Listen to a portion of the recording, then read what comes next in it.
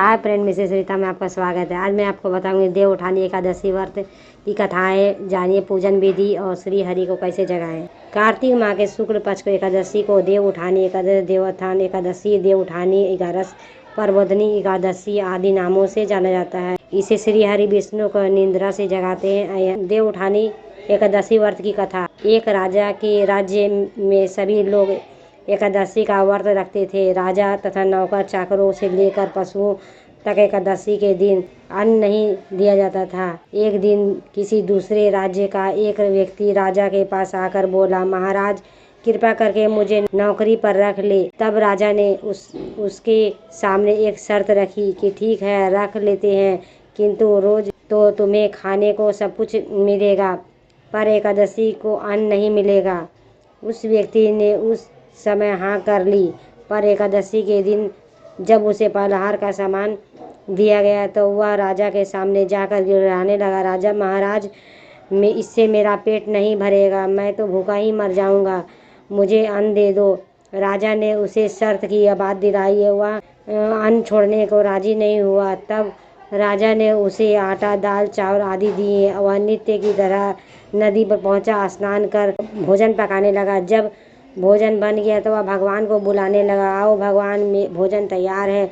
उसके बुलाने पर पीताम्बर धारण किए गए भगवान चतुर्भुज के रूप में आ गए और तथा प्रेम से उसके साथ भोजन करने लगे। भोजन आदि करके भगवान अंतर्ध्यान हो गए तथा उसके अपने काम पर चला गया।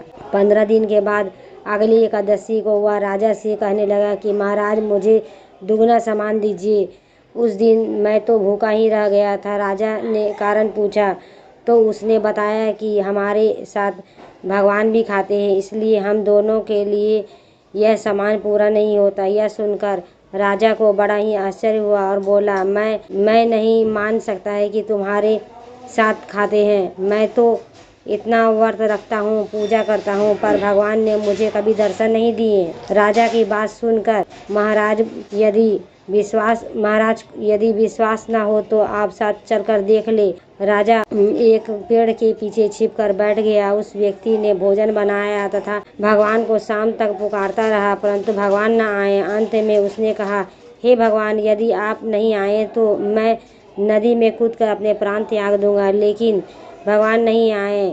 तब वह प्राण त्यागने के लिए उद्देश्य से नदी की तरफ बढ़ा। प्राण त्यागने का उसका दृढ़ इरादा जानकर शीघ्र ही भगवान प्रकट होकर उसे रोक दिया और साथ में बैठकर भोजन करने लगे। खा पी कर उसे अपने विमान में बिठाकर अपने धाम ले गए। और यह देखकर राजा ने सोचा कि व्रत और उपवास से कोई फायदा नहीं होता है। जब तक मन शुद्ध ना हो, उससे ज्ञान ना मिला हो।